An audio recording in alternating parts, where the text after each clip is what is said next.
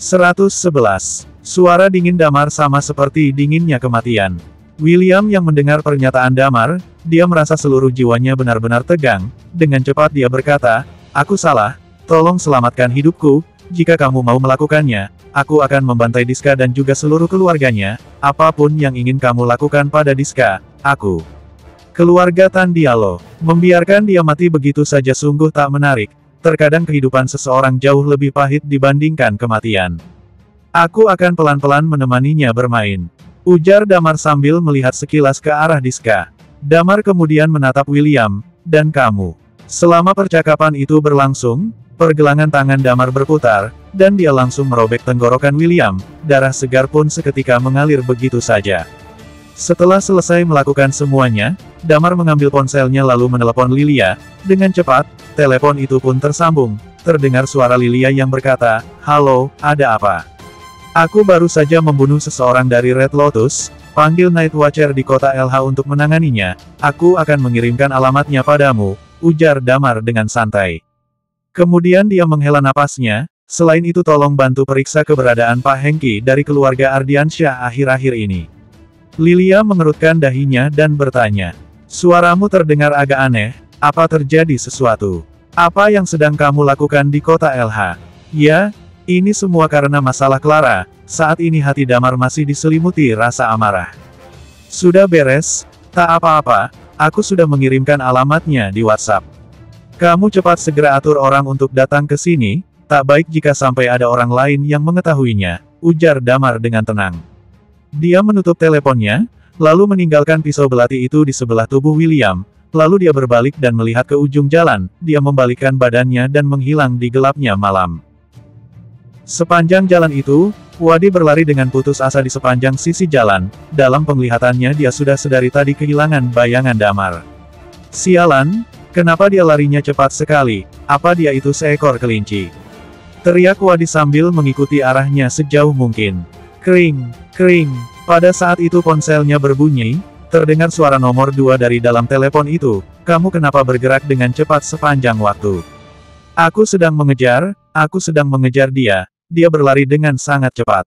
Baru saja di depan terdengar suara yang keras, "Tak tahu apa yang sudah terjadi," ujar Wadi dengan napas yang terengah-engah. "Kamu pergi cek ke sana saja dulu, aku segera menyusul," ujar nomor 2 dan segera menutup teleponnya. Wadi tak mau menyerah, dia khawatir dirinya akan tertinggal lagi, dia melanjutkan lari ke depan menyusuri sepanjang jalan itu. Setelah berlari beberapa menit, ekspresi wajahnya seketika berubah, dia melihat di depannya ada sebuah mobil yang sudah terbalik. Dia berhenti sejenak, meletakkan tangannya di lututnya dan mengambil napas dalam-dalam. Ketika matanya tertuju pada darah segar yang mengalir di sana, pupil matanya seolah menyusut. Dia menyondongkan badannya untuk melihat ke keadaan mobil itu dan melihat kap mobil itu yang sudah ringsek, wajahnya benar-benar terkejut. Ini tak mungkin karena dipaksa berhenti olehnya, kan? Wadi menelan ludahnya.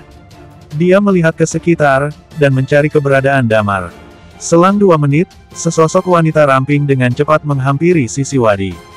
Tidak seperti Wadi yang terengah-engah, dia terlihat bernapas dengan tenang.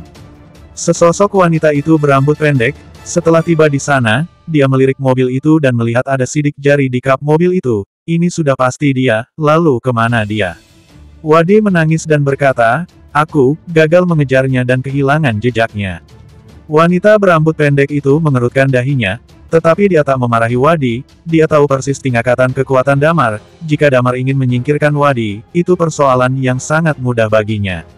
"Apa kamu tahu mengapa dia melakukannya terhadap kedua orang ini?" tanya nomor 2. "Sebelumnya saat aku mengikutinya dan aku sedikit menguping, sepertinya kedua orang ini telah berbuat sesuatu kepada seorang wanita dan ada hubungannya dengan Bank Royal, lalu dia menyelamatkan wanita itu keluar, setelahnya dia berlari ke sini dan mencegat mereka," ujar Wadi. Nomor 2 terlihat mengerang, dia melihat ke arah William yang sudah tergeletak di tanah dan tersenyum, "Dia telah membantu menyelesaikan tugasmu. Bersiap untuk pergi, kemungkinan akan ada Night Watcher yang akan segera mengurusnya." Tapi aku tak berhasil menemukannya lagi. "Kapan kita bisa kembali ke Night Watcher?" ujar Wadi sambil tersenyum pahit. Nomor 2 tersenyum melihat ke arah langit malam dan berkata, "Ada hubungannya dengan Bank Royal, aku pasti mampu menemukannya." Aku besok akan pergi mengunjungi Bank Royal. Wadi tertegun dan wajahnya menunjukkan wajah yang senang. Damar tidak lanjut memedulikannya, tapi keluarga Tandialo di hari ini benar-benar membuatnya tak bisa tidur. Alex mendapat telepon dari rumah sakit dan mengabarkan bahwa terjadi kecelakaan berat. Setelah mereka sampai di rumah sakit, William yang bersama dengan Diska menghilang. Di telepon tidak tersambung, chat di WhatsApp tak dibalas, benar-benar tak bisa dihubungi. Saat ini Red Lotus merupakan tameng pelindung mereka, tetapi sekarang hati mereka seluruhnya menjadi tak tenang. Tentu saja, semua ini tak ada hubungannya dengan Damar. Dia dan permainan keluarga Tandialo baru saja dimulai. Dia akan membuat Diska tersadar, kemudian melihat keluarganya menghilang satu persatu. Berdasarkan perkataan Binar, keluarga Tandialo juga turut ambil bagian pada awal masalah ini. Sekarang mereka demi mencari tahu siapa pemilik kartu berlian itu, tiba-tiba menyerang Clara. Damar pun tak ada turut campur dengan keluarga Tandialo. Tentu saja, segala yang dilakukannya ini tak ada seorang pun yang tahu, selain Arya. Sedangkan Arya juga tak akan menceritakannya pada orang lain terkait masalah ini. Damar tetaplah Damar, di mata kebanyakan orang, dia adalah seorang pelaku pemerkosa. Di sisi keluarga dan saudaranya, dia kini berubah menjadi orang yang kaya raya. Tentang bagaimana dia mendapatkan uang itu, mereka pun tidak ada yang tahu. Damar kembali mencegat taksi dan pergi menuju rumah Clara. Setelah memastikan apa Clara sudah benar-benar istirahat, dia kembali mencegat taksi untuk pulang ke rumah. Sesampainya di rumah, waktu sudah menunjukkan pukul 11 lebih. Tetapi ayah dan ibu Damar belum tidur. Ketika melihat kepulangan Damar, mereka dengan cepat berdiri, wajah mereka terlihat sangat khawatir. Damar terlihat kebingungan dan bertanya, "Ayah, Ibu, loh, kenapa kalian belum tidur?" Rudy berkata, "Damar, hari ini kami sudah pergi melihat-lihat ke villa itu, besar sekali. Awalnya ayah kira hanya villa yang seharga puluhan miliar, tetapi ternyata villa itu mungkin bisa seharga 200 miliar lebih, dan belum termasuk dengan dekorasi, anggur merah, dan yang lainnya." Maya dengan cepat berkata, "Ya, Damar, kamu dari mana sebenarnya bisa mendapat uang sebanyak itu?" Damar sedikit tertegun, hatinya mengumpat binar, dia kemudian berdeham, "Ya sudah, ayah, ibu, aku mau mengaku, sebenarnya villa itu adalah pemberian dari Pak Binar untukku. Bukannya aku sudah pernah bilang, selama beberapa tahun itu aku tak mendekam dalam penjara. Aku dengan Pak Binar sangat dekat, karena aku pernah menyelamatkan hidupnya, jadi dia memberikan villa itu untukku. Aku biasanya tak menempatinya, jadi aku berikan saja pada nenek." Rudy pun tertegun mendengarnya. Jika itu pemberian dari Binar, maka itu terdengar masuk akal. Melihat mereka yang masih belum percaya, Damar kembali berkata, "Begini saja, ayah, kalau misalnya belum percaya, ayah bisa telepon saja Pak Binar sekarang atau besok saat di kantor bisa langsung tanyakan saja padanya juga boleh." "Baiklah, aku tetap percaya padamu. Ya sudah kamu istirahat lebih awal, besok masih harus bekerja," ujar Rudy. Damar merasa sedikit lelah, dia merasa sepertinya dia harus pindah dan hidup mandiri. Dia segera mandi dan kembali ke kamarnya, baru saja bersandar, ponselnya berbunyi. Damar melihat ponselnya dan melihat ada pesan dari Lisa. "Apa kamu sedang sibuk?" Damar dengan cepat membalas, "Ada apa? Apa kamu besok ada waktu? Bukannya sebelumnya kamu berjanji untuk mau menjadi modelku? Kalau besok kamu ada waktu, aku ingin kamu besok datang ke sini." Begitulah isi pesan dari Lisa dibarengi dengan 2 emoji tersipu malu. "Boleh. Besok kirimkan saja alamatnya padaku," ujar Damar sambil menganggukkan kepalanya. "Baiklah kalau begitu, sampai ketemu besok pukul 10 pagi. Balas Lisa dengan pesan yang diiringi emoji lagi. Kemudian Lisa pun segera mengirimkan alamatnya. Setelah Damar membaca pesan itu, dia meletakkan ponselnya, kemudian duduk bersila. Di saat yang sama dalam keluarga Sitara, Gladys sedang terduduk di kamarnya. Kamarnya sangat luas. Saat ini dia sedang duduk di depan meja bukunya. Dia mengenakan kacamatanya dan sebuah buku di dalam genggamannya. Dia membaca per kata dan per kalimat dari buku itu. Gladys merupakan seorang wanita yang berjiwa seni. Dia menyukai hal-hal seperti seni teh, sastra, dan hal serupa lainnya. Tok, tok, tok. Pada saat itu terdengar seseorang yang sedang mengetok pintu kamarnya. Dia mengerutkan keningnya, lalu membalikkan bukunya itu di atas meja dan berjalan untuk membuka pintu. Ternyata Rizky yang mengetok pintunya. Dia mengerutkan dahinya dan bertanya, "Ada apa?" Mulai hari ini, kamu jangan lagi bertemu dengan Damar, ujar Rizky menatap Gladys. Loh, ada apa? Tanya Gladys sambil mengerutkan dahinya. Terjadi musibah dengan Diska, dan sekarang dia sedang sekarat di rumah sakit, ujar Rizky dengan wajahnya yang suram. Gladys mengubah ekspresinya dan berkata, musibah yang terjadi pada Diska tak ada hubungannya dengan Damar. Hari ini di bar, Diska ingin berbuat sesuatu pada Clara, Damar dan Arya pun pergi menyelamatkannya. Lalu Damar dan Diska berseteru, kemudian terjadi kecelakaan mobil pada Diska. Kejadian ini pasti karena ulah Damar, dia sangat berbahaya, kamu nanti jangan lagi bertemu dengannya. Baru saja menyampaikan setengah ucapannya, dia melihat raut wajah yang tak enak dari Gladys, tatapannya dingin lalu kemudian bertanya, Kak, kamu bilang Diska bersamamu di bar, apa kamu berencana untuk berbuat sesuatu juga pada Clara? Kamu pasti membantu Diska, kan? Aku, seketika ekspresi Rizky pun berubah. Clara itu sahabatku, dia adalah teman terbaikku. Ujar Gladys sambil menatap Rizky. Kak, aku benar-benar kecewa padamu. Kemudian Gladys segera mengambil kunci mobilnya, mendorong Rizky, dan langsung mengendarai mobilnya meninggalkan rumah. Bersambung 112. Dengan cepat, dia mendatangi rumah Clara, kemudian langsung mengetik nomor Wendy dan menghubunginya. Saat pintu terbuka, dia langsung melabrak masuk dan bertanya, Clara tidak apa-apa, kan? Wendy dan Sheila melihatnya dengan tatapan bingung. Sebenarnya, mereka berdua tidak tahu apa yang terjadi, hanya tahu Clara diantar oleh seseorang bernama Arya yang mengaku sebagai atasan Clara. Pria itu tidak memberitahu apapun yang terjadi pada Clara. Kak Clara sudah tidur. Melihat ekspresimu seperti ini, apa terjadi sesuatu? Tanya Wendy curiga. Gladys menggigit bibirnya. Dia melirik Wendy dan Sheila sebentar kemudian menghela napas. Demi membuat Diska membatalkan pernikahannya denganku, Damar menggunakan akses kartu berliannya agar Bank Royal memberi sanksi kepada keluarga Tandialo. Yang bertanggung jawab mengurus itu semua adalah Clara. Kemudian Diska mencari tahu pemilik kartu berlian dan menemukan Clara. Tadi mereka menculik Clara di Flow Fire Bar. Mendengar sampai di sini, mata Wendy dan Sheila menyipit. Tatapan kemarahan dapat terlihat di wajah Sheila, Diska sudah keterlaluan. Wendy melihat Gladys kemudian membuka mulutnya, Kak Gladys, sejak dulu aku tidak pernah mempermasalahkannya karena ini adalah masalah pribadi kakak, tapi orang yang bernama Diska itu ada masalah besar dengan kepribadiannya. Kamu benar-benar tidak boleh menikah dengan dia. Sekarang ini memang acara pertunangan kalian ditunda, tapi kalian bukan membatalkan pernikahan kalian. Lebih baik kakak pertimbangkan hal ini lagi. Keluarga Sitara bukan keluarga miskin, jika ada permasalahan dalam urusan bisnis, kalian hanya perlu mengumpulkan dana dan mencari rekan kerja yang lain. Untuk apa sampai harus mengorbankan kebahagiaan kakak? Gladys menundukkan kepalanya, kalian tenang saja. Sekarang ini acara pertunangan ditunda sampai waktu yang tidak diketahui. Tadi kakakku bilang, Diska mengalami kecelakaan dan sekarang ini berada di rumah sakit, hampir saja mati. Karma, Sheila menggertakkan giginya sambil menyumpahi, orang seperti dia memang harusnya mati saja.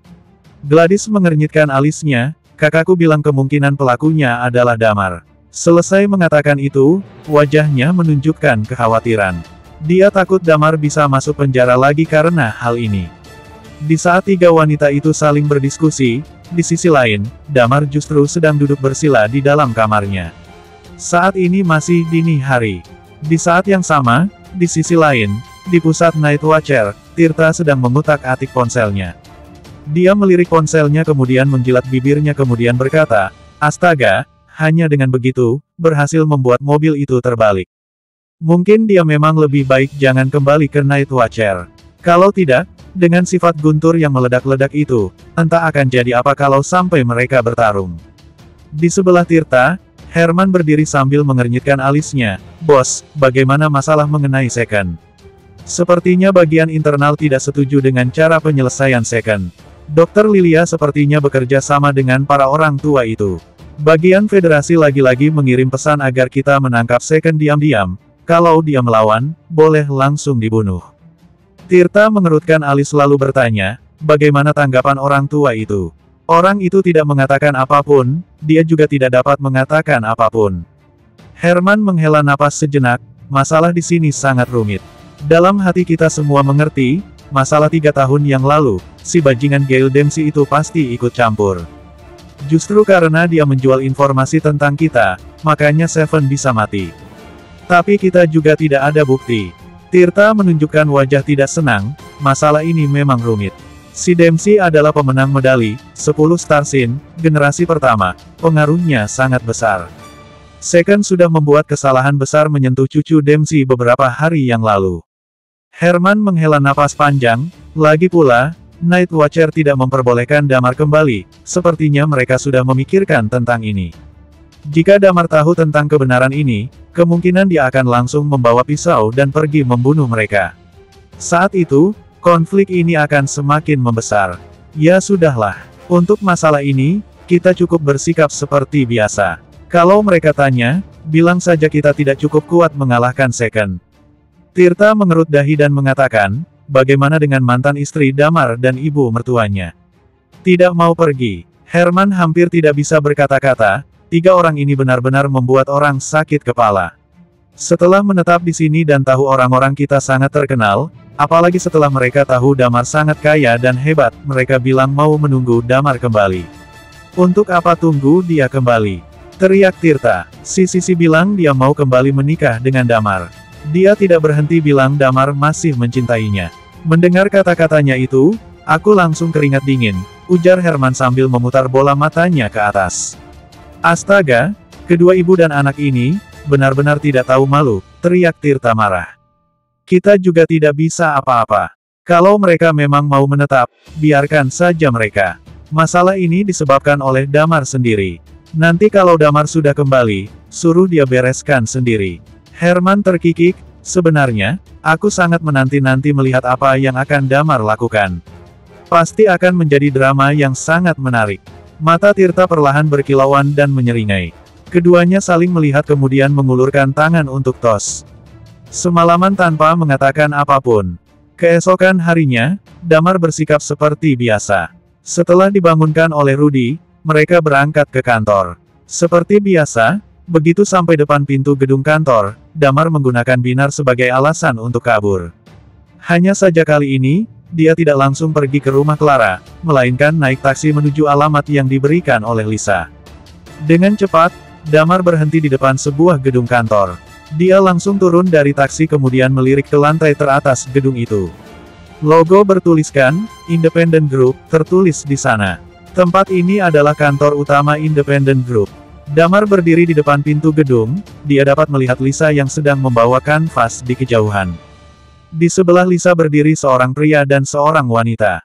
Mereka berdua sama-sama membawa kanvas, sepertinya mereka ini teman sekelas Lisa. Damar tentu saja tidak tertarik dengan yang pria. Pandangannya hanya terfokus pada wanita di sebelah Lisa. Wanita itu terlihat seumuran dengan Lisa. Rambut hitam panjang menutupi punggungnya, tinggi badannya sekitar 167 cm. Parasnya cukup cantik, hampir sebanding dengan Lisa, tapi dia terlihat lebih ceria dibandingkan dengan Lisa. Setelah melihat Damar berdiri di sana, Lisa langsung melambaikan tangannya ke arah Damar.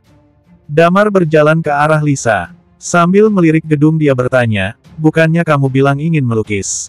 Untuk apa kamu datang ke kantor ibumu? Ibuku menyiapkan ruangan melukis pribadi di perusahaan untukku. Biasanya setiap akhir pekan atau libur, aku menghabiskan waktu di sini. Lisa tersenyum manis kemudian melanjutkan, ayo, aku perkenalkan dulu. Dia ini teman baikku, Audrey Wong, wanita paling cantik dan kaya dari kota NJ. Damar melihat Audrey sejenak, ekspresinya sedikit berubah.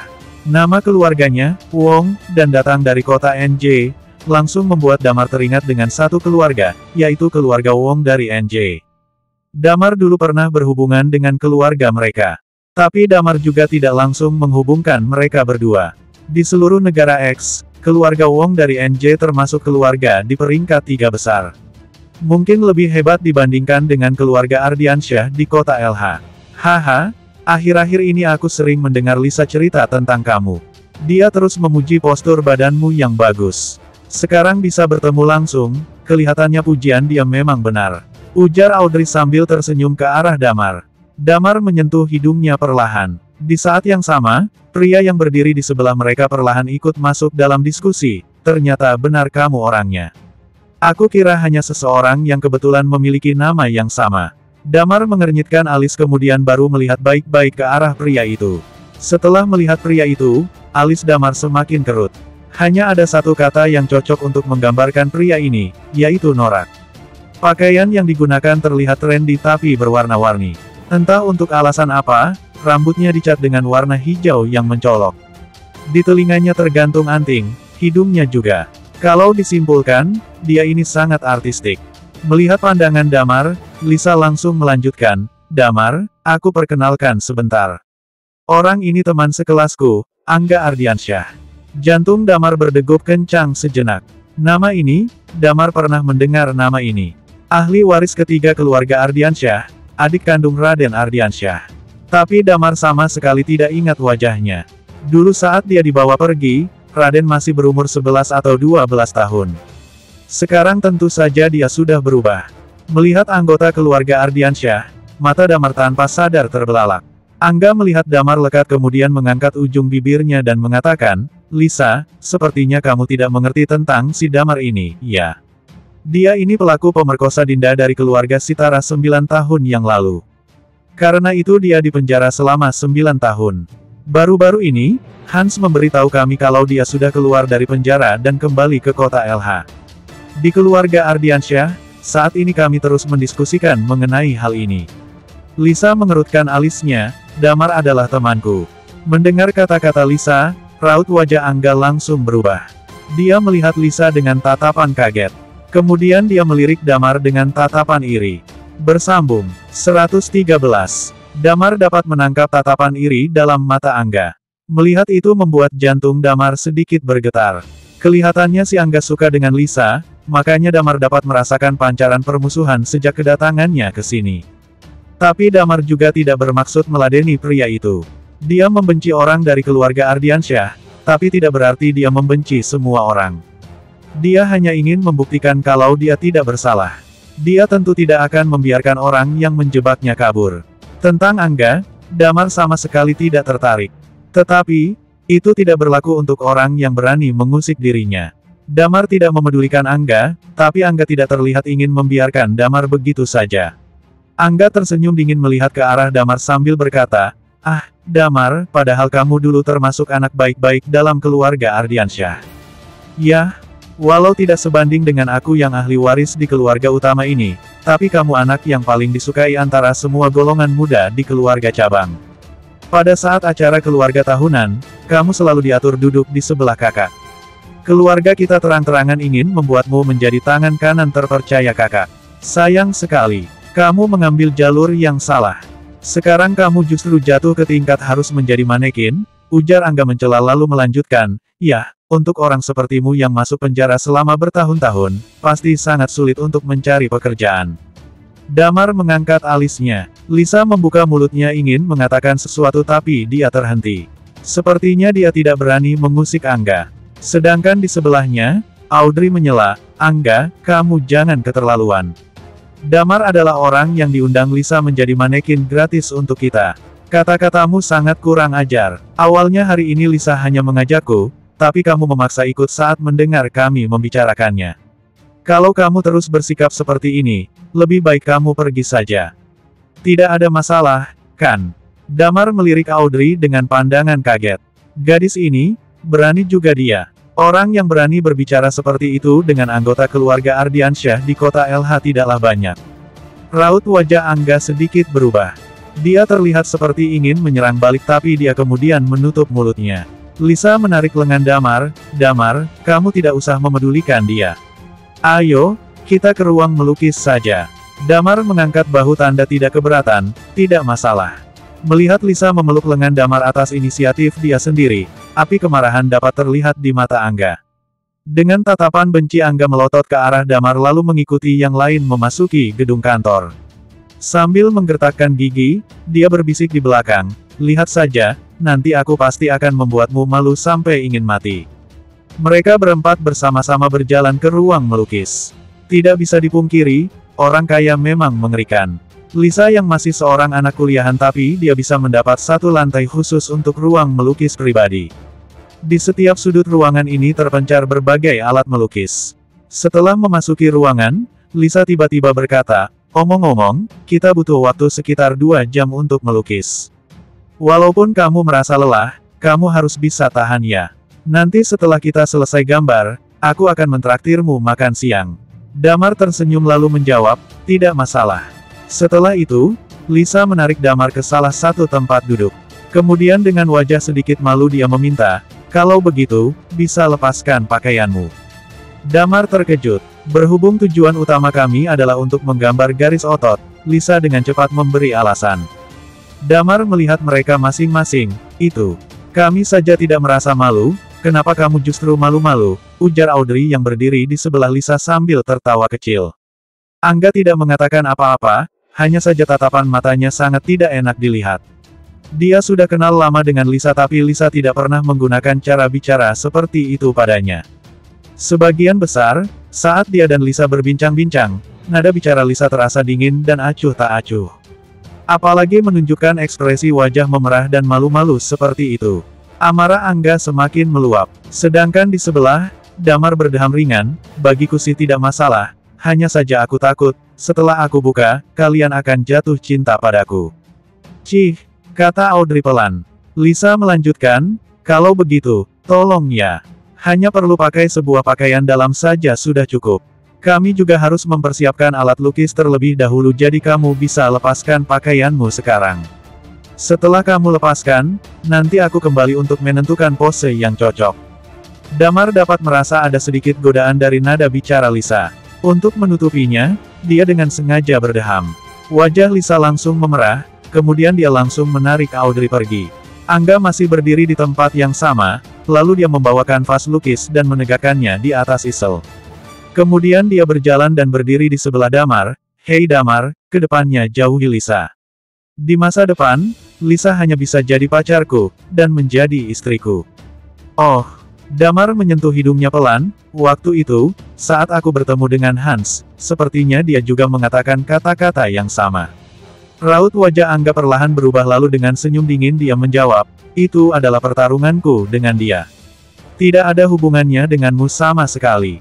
Yang penting, kedepannya menjauhlah dari Lisa. Atas dasar apa? Tanya Damar balik. Karena di sini adalah kota LH dan aku adalah ahli waris ketiga keluarga Ardiansyah. Teriak Angga keras. Kemudian dia tertawa dingin, asalkan aku mau, aku bisa dengan mudah membunuhmu. Damar mengangkat bahu tanda tidak peduli, kalau begitu, sekarang juga coba bunuh aku. Kamu, raut wajah Angga berubah 180 derajat. Raut wajahnya saat ini sangat jelek tapi setelah beberapa saat, Angga membuka mulut, kamu baru saja keluar dari penjara, pasti kamu tidak memiliki pekerjaan, kan? Aku akan memberimu uang dan mengatur pekerjaan untukmu. Setelah itu bagaimana kalau kamu jauhi Lisa? Bukannya kamu ini hanya seorang mahasiswa. Memangnya ada uang? Tanya Damar mencibir. Wajah Angga menunjukkan kearoganan, uang saku yang aku terima setiap tahun di atas 2 miliar, bukan angka yang bisa kamu bayangkan. Aku bisa memberimu pekerjaan dengan gaji 20 juta per bulan. Dengan uang segitu, kamu bisa hidup santai di kota LH. Coba bilang kamu mau harga berapa? Damar melirik Angga sejenak kemudian menjawab, maaf, aku tidak tertarik. Ayahku adalah wakil presiden di Navis Group, setiap tahun gajinya di atas 2 miliar. Aku cukup dengan menggerogoti uangnya. Kamu, melihat Damar yang keras kepala, Angga tersenyum dingin, dasar tidak tahu diri. Lalu kenapa? Memangnya kamu bisa apa? Kamu mau memelototi aku sampai mati? Atau menyemprot aku dengan mulutmu sampai mati? Tanya Damar dengan nada meremehkan, lalu melanjutkan, sebenarnya aku cukup kagum dengan orang berwajah tebal sepertimu. Lisa sangat jelas tidak menyukaimu, bahkan dia tidak peduli tentang dirimu. Kalau bukan karena posisimu sebagai garis utama keluarga Ardiansyah, dia pasti sudah menendangmu jauh-jauh. Sekarang hanya kamu yang masih keras kepala menempel padanya. Kata-kata Damar barusan langsung menjadi pisau tajam yang menusuk-nusuk hati Angga. Wajah Angga jelas-jelas terlihat tidak senang dan dia merasa sangat marah tapi dia tahu dia tidak boleh melepaskan amarahnya di sini. Dia hanya bisa memelototi Damar terus-menerus sambil menggertakkan gigi. Damar mengangkat bahu tanda tidak tertarik, lalu melepaskan pakaiannya, memperlihatkan otot-otot yang kuat dan tegap. Kemudian dia melepaskan celananya, menyisakan sebuah pakaian dalam lalu duduk di kursi dengan santai. Baik, bagus. Angga menggigit bibir sambil mengatakan, Damar, kamu tunggu saja. Aku pasti akan membuatmu tahu apa akibatnya mengusik barang milikku di kota LH ini. Damar mengangkat bahunya acuh tak acuh. Setelah itu, Lisa dan Audrey masuk sambil membawa peralatan melukis mereka. Melihat Damar tanpa pakaian sudah duduk di kursi, wajah Lisa langsung memerah. Audrey berseru di sebelah Lisa dengan ekspresi kagum, wah, postur tubuhmu ternyata memang bagus. Damar hanya bisa terdiam. Dengan wajah memerah, Lisa berjalan menuju Damar lalu berbisik, kamu duduk dulu sebentar, aku akan mengurus posemu. Lalu Lisa mulai mengatur pose yang bagus untuk Damar. Damar dapat merasakan napas Lisa terasa lebih berat dari biasanya, bahkan dia dapat mendengar detak jantung Lisa yang berdegup kencang. Ternyata memang masih gadis kecil, dalam hati Damar menghela napas sejenak, kalau dia adalah Red Rose, aku yakin dia akan langsung menerkamku. Mengingat tentang postur memesona dari Red Rose, Damar tanpa sadar menelan ludah. Haha, tidak jauh dari mereka, Audrey sepertinya dapat melihat semua dengan jelas lalu tertawa lepas. Setelah menetapkan pose, Lisa berjalan meninggalkan Damar, tetap dengan wajah memerah. Dia duduk di depan kanvas lalu menarik napas panjang, pertahankan pose ini dan jangan bergerak. Kami akan mulai melukis. Di saat Damar membantu Lisa sebagai manekin, Second berdiri di depan pintu Bank Royal Kota LH. Sambil memegang kacamata hitam yang dia pakai, dia memasuki bank. Selamat datang, apa ada yang bisa saya bantu? Di lobi bank yang luas, seseorang dengan cepat datang menyambutnya. Second melirik wanita itu sejenak, lalu mengeluarkan sebuah kartu berwarna biru dari dalam tas, dengan pelan dia memerintah, panggil orang yang paling berkuasa di bank ini ke sini. Wanita yang menyambutnya melihat kartu berwarna biru tersebut dan raut wajahnya langsung berubah. Bersambung. 114. Mata orang yang menyambut Second langsung terbelalak. Sepertinya dia terlihat sangat kaget. Kartu berlian. Beberapa waktu yang lalu, karena Clara melayani pengguna kartu berlian, dia dipindah dari kota JC ke kota LH bahkan naik pangkat berkali-kali. Bahkan tadi pagi, Clara naik pangkat lagi dan gajinya dinaikkan. Sekarang, tidak disangka dia sendiri juga melayani pengguna kartu berlian. Jika dia berhasil melayani orang ini dengan baik, bukannya sama saja dengan dia telah menemukan pohon uang. Second dengan perlahan berkata, jangan katakan apapun. Cepat atur ruangan yang sepi kemudian panggil orang yang bertanggung jawab di sini untuk menemuiku. Baik. Mohon ikuti saya. Wanita yang melayani Second berusaha menekan rasa gembira dalam hatinya. Dia membungkuk hormat ke arah Second lalu mengisyaratkan agar Second mengikutinya. Dengan cepat, Second dibawa ke ruangan yang tenang, sedangkan wanita yang melayaninya memberinya secangkir air, mohon tunggu sebentar. Setelah itu, wanita itu beranjak keluar ruangan. Setelah beberapa menit, Arya membuka pintu lalu melihat Second yang duduk di dalam. Raut wajahnya langsung berubah tapi dia berusaha menutupinya. Dia berjalan ke arah Second, dengan sopan memberi hormat, selamat datang, Bu Thalia. Second yang merupakan orang kedua di grup Night Watcher, nama aslinya adalah Thalia Sulistyo. Second mengangkat kepalanya lalu melihat ke arah Arya sejenak. Dia mengangkat ujung bibirnya tersenyum kecil, jangan katakan pada siapapun tentang kedatanganku ke sini, termasuk anggota Night Watcher. Arya dengan cepat menganggukkan kepala, aku mengerti. Omong-omong, kemarin malam aku baru saja bertemu dengan Pak Damar. Waktu itu untung saja ada kalian berdua, maka kami. Thalia mengangkat tangan sebagai tanda ingin memotong pembicaraan Arya, hari ini justru aku datang karena Damar. Apa kamu punya nomor ponselnya? Aku hanya ada WhatsApp dia, jawab Arya, kemudian dilanjutkan, tapi aku rasa ada satu karyawan yang mungkin memiliki nomor dia. Saat ini karyawan itu bertanggung jawab atas semua urusan bisnis Pak Damar. Panggil karyawan itu kemari. Perintah Thalia langsung. Arya mengangguk tanda mengerti lalu berjalan keluar ruangan. Setelah 2 menit, dari arah pintu terlihat Clara sedang memasuki ruangan. Clara melihat ke arah Thalia yang berambut pendek dan mengenakan kacamata hitam kemudian bertanya dengan sopan, permisi, Anda mencari saya. Setelah melewati 1 malam, Clara terlihat sudah menyesuaikan suasana hatinya untuk bekerja. Clara yang sekarang terlihat tidak beda jauh dengan dirinya yang biasanya. Thalia mengangkat kepala dan mulai menilai Clara. Dia tersenyum, ternyata benar. Damar tetap suka mencari wanita cantik. Kamu kenal dengan Damar? Tanya Clara kaget. Kemudian raut wajahnya berubah menjadi lebih waspada. Kamu tidak perlu gugup. Aku dan Damar kenal baik. Lebih baik daripada yang kamu pikirkan, ujar Thalia dengan tenang. Berikan aku nomor ponsel Damar. Clara melihat Thalia dengan pandangan bingung. Di saat yang sama, dia menyadari di tangan Clara terdapat sebuah kartu berwarna biru. Raut wajahnya langsung berubah. Bagaimana bisa kamu punya kartu berlian? Ya benar, di dunia ini hanya ada 9 buah kartu berlian. Damar adalah salah satu pemilik kartu ini. Sekarang, di tangan wanita itu ternyata muncul satu kartu berlian lagi. Sebegitu aneh, kah? Aku dan Damar sama-sama mendapatkannya. Sepertinya, Damar tidak menceritakan tentang dirinya padamu. Ya, jawab Thalia sambil tersenyum. Clara terkejut, aku tidak begitu tahu tentang masa lalu dia. Justru lebih bagus kalau kamu tidak mengetahuinya. Sekarang, berikan nomornya padaku, ujar Thalia santai. Clara tidak lagi ragu kemudian memberikan nomor ponsel Damar pada wanita itu. Thalia menambahkan, berikan juga nomormu padaku. Kedepannya kamu juga bertanggung jawab untuk urusan bisnisku. Clara semakin kaget. Bertanggung jawab melayani urusan 2 pengguna kartu berlian. Ini dapat berarti, mungkin dalam waktu dekat Clara benar-benar dapat naik pangkat ke tingkat paling atas Bank Royal. Clara menelan ludah perlahan, kemudian bertanya, apa hubungan antara kamu dan Damar? Thalia meminjam ponsel Clara kemudian menelepon ke nomornya sendiri lalu tersenyum ke arah Clara, kalau ada kesempatan, kedepannya kamu akan tahu. Setelah mengatakan itu, Thalia mengembalikan ponsel Clara lalu berjalan keluar dari Bank Royal. Di sisi lain, Damar sedang berusaha mempertahankan pose selama hampir 1 jam tanpa bergerak sedikitpun. Audrey terus melukis sambil memikirkan hal yang membuat dia kaget. Dulu saat mereka menggambar manekin seperti ini, para model biasanya tidak dapat mempertahankan pose mereka lebih dari 10 menit. Jumlah orang yang dapat mempertahankan pose seperti Damar saat ini dapat dihitung dengan tangan.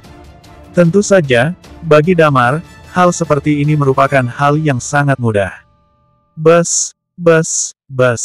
Tiba-tiba terdengar suara ponsel dari kantong pakaian Damar. Lisa mengerutkan alisnya kemudian berjalan menuju suara dan melihat layar ponsel Damar, nomor tidak dikenal. Bawa ke sini dan tempelkan di telingaku, ujar Damar. Lisa mengangguk tanda mengerti lalu membawa ponsel itu berjalan ke arah Damar. Dia menekan tombol, angkat, lalu mendekatkannya ke telinga Damar. Halo, Damar membuka mulut bertanya, ini siapa? Di sisi lain telepon, hening beberapa saat. Setelah itu, Damar dapat mendengar suara isak tangis, seolah-olah emosi orang itu sedang bergejolak. Halo? Ayo ngomong, sahut Damar sambil mengerutkan keningnya, apa kamu salah sambung? Setelah itu, tampaknya orang yang menelepon berhasil menenangkan dirinya. Tapi suaranya tetap terdengar serak, Damar, coba tebak aku siapa? Bam! Mendengar suara itu, Damar merasa otaknya seakan-akan meledak. Dia langsung berdiri dan merebut ponsel dari tangan Lisa. Dengan emosional dia langsung bertanya, kamu di mana? Aku akan langsung mencarimu. Di sebelah, Angga mengerutkan alisnya, hei, kamu saat ini adalah manekin, bukannya sudah disuruh jangan bergerak. Atau kamu tidak mengerti bahasa manusia? Damar tidak memedulikan kata-kata Angga lalu menggunakan bahu untuk menahan ponsel sambil memakai pakaiannya dengan cepat. Kecepatan Damar dalam berpakaian hampir saja membuat Lisa dan Audrey kaget setengah mati. Aku di Jalan Bintang, seberang Bank Capital. Dari sisi telepon satu lagi, terdengar jawaban. Jangan bergerak kemanapun. Aku akan segera tiba. Setelah mengatakan itu, Damar langsung menutup panggilan. Damar membalikkan badan dan melihat ke arah Lisa. Maaf Lisa, aku tidak bisa lanjut menjadi manekin kalian sekarang. Kita atur ke hari lain saja. Saat ini ada hal penting yang harus aku urus. Angga tersenyum dingin dan mengejek, apanya yang hal penting, palingan bertemu dengan kekasih gelapmu, kan? Aku dapat mendengarnya, tadi seorang wanita meneleponmu. Belum selesai mengatai Damar, Angga dapat merasakan suatu aura yang tidak enak. Kedua mata Damar sedang memelototi dia. Di kedua bola mata itu, dapat terlihat aura membunuh yang dingin. Angga belum selesai bicara dan kata-katanya seperti tersangkut di tenggorokan. Dia menelan ludah sejenak lalu tidak berani mengatakan apapun. Di samping mereka, Audrey terlihat ragu-ragu lalu tersenyum kecil. Lisa mengangguk mengerti, iya. Tidak apa-apa, lukisanku juga sudah mau selesai. Hanya perlu sedikit perubahan. Kalau kamu ada urusan. Belum selesai Lisa berbicara, kaki Damar sudah bergerak keluar dari ruangan. Sepertinya itu pacarnya. Begitu mengangkat teleponnya, dia langsung tegang begitu, ujar Angga di sebelah mereka. Mendengar kata-kata itu, Lisa mengerutkan alisnya. Melihat itu, Audrey tiba-tiba berbicara, Lisa, apa benar Damar dipenjara selama 9 tahun? Sepertinya begitu, ujar Lisa. Entah kenapa, aku seperti merasa dia 9 tahun itu menjadi tentara. Tadi berpose selama 1 jam lebih, dia sama sekali tidak bergerak, ujar Audrey kagum, yang dapat bertahan seperti itu, bukanlah orang biasa. Lisa tercengang lalu melirik ke arah pintu otomatis yang sedang berputar. Dengan mulut cemberut, dia terlihat seperti sedang memikirkan sesuatu. Damar tentu saja tidak memedulikan mereka. Dia langsung keluar dari gedung Independent Group lalu menghentikan sebuah taksi dan berangkat ke Jalan Bintang. 15 menit kemudian, taksi berhenti di depan Bank Capital. Damar membayar taksi tersebut lalu melihat ke sekeliling. Pandangannya terhenti saat melihat seorang wanita berambut pendek dan memakai kacamata hitam yang sedang duduk di atas kursi batu. Dia merasa kedua matanya sedikit basah. Walaupun sebelumnya dia sudah tahu Second selamat, tapi saat bertemu langsung dengannya, Damar sama sekali tidak dapat menahan air matanya. Di depan Second, bersandar seorang pria muda yang memakai sweater, tapi Damar secara otomatis menganggapnya tidak ada. Dia menghela napas panjang lalu berjalan ke arah Second. Dia berada sekitar 2 meter dari Talia. Talia duduk di sana, tapi Damar dapat melihat dengan jelas, di bawah kacamata hitam itu, kedua matanya mengalir air mata. Talia membuka mulut dengan perlahan, demi semua yang bernapas. Damar tersenyum lalu menambahkan, kemanapun pisau mengarah, disitulah hati kita berada. Kemudian mereka berdua dengan serempak melanjutkan, tidak ada kata mundur dalam perang. Bersambung. 115. Selesai mengatakan itu, Talia melompat tinggi dan langsung mendarat di pelukan Damar. Damar tersenyum senang sambil menyeka air mata yang mengalir. Setelah itu dia langsung memeluk erat Talia. Aku yakin, kamu pasti tidak akan mati, kamu pasti tidak mati. Talia memeluk Damar dengan erat sambil bercucuran air mata. Di sela itu, dia melanjutkan, tapi Tata, dia sudah tidak akan kembali. Aku melihat langsung bagaimana pisau itu menembus tubuhnya demi mengulur waktu untuk kita kabur, semuanya demi menyelesaikan misi, aku melihat dia tergeletak di antara genangan darah, dan aku tidak dapat melakukan apa-apa. Mengingat tentang kejadian 3 tahun yang lalu, membuat Damar memeluk Talia semakin erat dan air mata yang ditahan tidak terbendung lagi. Dia tidak mungkin mati. Aku bersumpah. Dia tidak mungkin mati. Aku akan membunuh Lukas Hadrian dan menghancurkan seluruh Voyage sampai tidak tersisa. Aku akan membuat semua pasukan bawah tanah yang berpartisipasi dalam pertempuran itu membayar semuanya. Ujar Damar sambil menggertakkan gigi dan nada bicara yang tegas. Talia memeluk Damar, semakin lama semakin kuat tapi tubuhnya terus bergetar. Mereka berpelukan lebih dari 10 menit. Emosi Talia perlahan mereda. Di saat Talia menyentuh hidungnya, Wadi yang berdiri di sebelah mereka langsung memberikan tisu. Saat ini, wajah Wadi menunjukkan ekspresi kegembiraan. Setelah 3 tahun, akhirnya dia dapat bertemu dengan Damar. Hari-hari sulitnya akan berakhir, dia juga tidak perlu mengurus si tukang makan itu lagi. Dia bisa berubah, menjadi orang kaya yang berkuasa di kota LH. Mendominasi dan menghamburkan uang seenaknya. Damar melirik ke arah Wadi, hatinya sedikit bergetar, bukannya kamu orang yang kemarin mengikutiku sampai pintu Flow Fire Bar. Ah, ternyata kemarin kamu sudah menyadarinya ya, ujar Wadi sambil menggaruk-garuk kepalanya. Kemampuan pengintaian milikmu di depan orang ini sama dengan debu, ujar Talia sambil menyeka hidungnya. Lalu dia memperkenalkan Wadi, orang ini adalah muridku, namanya Wadi. 3 tahun yang lalu dialah yang menolongku. Bagaimana denganmu? Bagaimana caranya kamu kabur? Waktu itu hampir semua orang pergi mengejar dan ingin membunuhmu. Damar menghela napas sejenak kemudian mulai bercerita, 3 tahun yang lalu, aku bergegas keluar sambil membawa kotak besi itu lalu ditolong orang biasa. Tapi karena luka yang terlalu parah, aku hilang ingatan. Setelah itu, orang yang menolongku menjadikan aku sebagai suaminya, kemudian setiap hari dihina oleh ibu mertua. Aku bekerja di lokasi konstruksi dermaga setiap hari sebagai tukang pindah batu demi menghidupi kedua ibu dan anak itu. Thalia tertegun kemudian melepaskan kacamata hitamnya. Matanya yang memerah karena tangisan memelototi Damar, "Kamu sudah menikah." "Ah, tidak perlu dibahas lagi.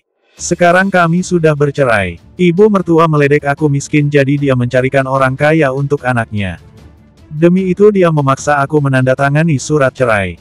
Damar melanjutkan, "Sampai beberapa waktu yang lalu, Lilia menemukanku dan membantu mengembalikan ingatanku." Haha, Thalia tertawa lepas, "Kalau begitu, kelihatannya selama 3 tahun ini pengalaman kamu lebih kaya daripada aku." Damar menyentuh hidungnya. Dia tidak bisa melakukan apa-apa dengan hal yang dia alami selama 3 tahun ini. Sepertinya, nanti saat kembali ke Night Watcher, dia akan terus-menerus diledek yang lainnya. Lilia dan yang lain sudah membeberkan masalah ini pada pasukan internal Night Watcher. Bagaimana denganmu? Kenapa setelah lukamu sembuh kamu tidak kembali ke Night Watcher? Mereka terus-menerus mencarimu sampai belum lama ini mereka mendengar kabar tentangmu, ujar Damar. Dokter Lilia bahkan sampai menyuruhku mencari informasi tentangmu setelah datang ke kota LH. Tapi tidak disangka justru kamu yang menemukanku duluan. Thalia mengerutkan alisnya, "Sebelum berhasil balas dendam, aku tidak akan kembali. Kalau kembali, aku akan langsung diberikan tugas-tugas terus-menerus. Aku pasti tidak akan punya waktu. Selama 3 tahun ini, aku terus memburu orang-orang yang waktu itu ikut pertempuran. Kalau kamu, kenapa setelah ingatanmu kembali, kamu tidak kembali ke Night Watcher?" Mereka bilang lebih baik aku menyembunyikan identitas di dalam kota karena akan mempermudah tugas-tugas yang sedang berlangsung. Aku rasa itu cukup logis, makanya ku terima, ujar Damar sambil tersenyum. Haha, Thalia tertawa kecil. "Ada apa?" tanya Damar bingung. "Tidak apa," ujar Thalia pelan lalu melanjutkan, "Aku lapar. Traktir aku makan. Aku mau makan yang paling mahal, paling bagus. 3 tahun ini, aku ikut dengan murid tidak berguna ini. Tiap hari makan junk food. Untuk menghindari orang Night Watcher, aku juga tidak berani menyentuh bank maupun bisnisku. Lihat aku jadi kurus sekarang." Di sebelah, Wadi melihat Thalia dengan tatapan tidak percaya. Dalam hati dia memaki Thalia, "Padahal kamu setiap hari makan begitu banyak bagaikan babi. Justru aku yang jadi kurus." Tentu saja, dia tidak berani mengatakannya langsung. "Baik, mau kemana? Terserah kamu," ujar Damar sambil tertawa, "hari ini aku akan membiarkan kamu makan sampai puas." Mata Wadi langsung bersinar, "Aku tahu tempat makan paling terkenal di kota LH. Tapi di sana agak mahal. Kalau kamu tahu, kenapa kamu tidak pernah mengajakku ke sana?" tanya Thalia sambil memelototi Wadi. "Astaga, Nona." Wadi tertawa getir, "Tempat itu namanya Gedung Glory, restoran khusus untuk orang kaya. Restoran itu menggunakan sistem keanggotaan. Kalau kita mengisi 100 juta, kita akan diberi kartu anggota berwarna hitam yang dinamakan Black Supreme VIP Card. Dengan kartu itu kita bisa makan di lantai teratas mereka. Sedangkan rata-rata harga makan di sana itu 2 juta per orang. Kamu sekali makan jumlahnya bahkan lebih banyak dari babi. Sekali saja kita makan di sana, aku rasa kita bakal langsung bangkrut." Mendengar itu Damar terkejut. Sepertinya restoran ini memiliki beberapa kemiripan dengan Hotel Marriott di kota JC. "Siapa yang kamu panggil babi?" Thalia melirik Wadi dengan mata melotot. Aku, jawab Wadi dengan cepat untuk mengalihkan perhatian Thalia. Damar terlihat senang. Dia melihat Wadi lalu berkata, "Muridmu ini, kelihatannya sangat menarik." Thalia menjawab dengan penuh keangkuhan, "Tapi anak ini agak bodoh. Aku sudah melatihnya selama 3 tahun ini, tapi dia hanya berhasil naik ke peringkat ke-5 pembunuh bawah tanah. Terlalu lemah. Asal tahu saja, setelah kamu bergabung dengan Night Watcher, dalam 3 tahun kamu menjadi zero, sedangkan aku menjadi second dalam waktu 5 tahun. Pada saat itu, peringkat pembunuh bawah tanah dikelilingi oleh kita-kita. Dalam 3 tahun, dia hanya jadi peringkat 5, benar-benar lemah." Wadi tersenyum kecut. Mendadak, Thalia mengingat sesuatu, "Oh iya, aku ada satu permintaan lagi. Tolong bawa orang ini bergabung dengan Night Watcher.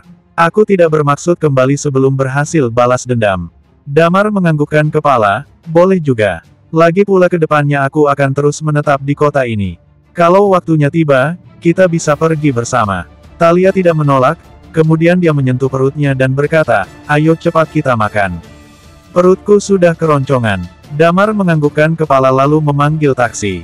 Saat menaiki taksi, Wadi dengan spontan duduk di kursi depan. Di kursi belakang, Thalia terus menarik tangan Damar, seakan-akan takut Damar tiba-tiba akan pergi. Damar juga tidak menolak dan membiarkan Thalia berbuat sesukanya. Pukul 12 siang, mereka sampai di gedung Glory dengan aman. Gedung ini menggunakan gaya khas China. Damar melihat bangunan dari atas sampai bawah. Kelihatannya sekitar 5 lantai. Sesuai dengan yang Wadi ceritakan, walaupun tempat ini termasuk mahal dan merupakan restoran yang paling terkenal di kota LH, di jam makan siang seperti sekarang, tetap ada banyak orang yang datang. Tentu saja, orang yang berani keluar masuk bangunan ini adalah orang-orang penting di kota LH. Damar menggaruk hidungnya, kalau kita ingin ke lantai atas, apa kita harus mengisi uang di kartu anggota lebih banyak? Wadi menganggukkan kepala, iya. Tapi menurutku kita makan di lantai 1 sudah cukup. Lagi pula menurutku kelebihan lantai atas hanya di ruangan yang lebih luas dan tempat duduk yang lebih nyaman. Untuk rasa seharusnya tidak begitu berbeda. Thalia melotot ke arah Wadi sambil bertanya, jangan-jangan kamu pernah diam-diam membawa wanita lain ke sini? Wadi terlihat gugup dan langsung menjawab, mana mungkin. Demi mengurusmu, aku tiap hari hidup sambil berhemat dan hati-hati. Kamu juga melarang aku membunuh demi dapat uang banyak dan aku miskin bagaikan anjing liar. Dari mana juga aku dapat uang untuk membawa wanita ke sini? Thalia langsung membuang muka. Damar menganggukkan kepala tanda mengerti, baiklah. Kalau begitu kita makan di lantai 1 saja. Setelah itu mereka bertiga memasuki bangunan besar itu. Di pintu masuk, berjejer 6 wanita di bagian kiri dan kanan. Mereka semua mengenakan congsam. Melihat Damar dan lainnya memasuki gedung, mereka semua langsung membungkuk untuk menyambut, selamat datang. Mendengar suara-suara yang indah itu, Damar langsung merasa rela menghamburkan 2 juta hanya untuk suara ini. Selamat datang, Anda ingin makan di lantai berapa? Di saat yang sama, seorang wanita dengan congsam berwarna hitam berjalan dengan lenggok ke arah mereka bertiga. Membuat kartu anggota, ujar Damar sambil tersenyum. Mata wanita itu langsung berbinar. Damar tidak menyadarinya, di saat mereka sedang mengurus pembuatan kartu anggota, di belakang mereka, Tandi Purnomo juga membawa beberapa orang memasuki gedung Glory. Saat Tandi melihat Damar, senyum sinis dapat terlihat menghiasi wajahnya. Bersambung.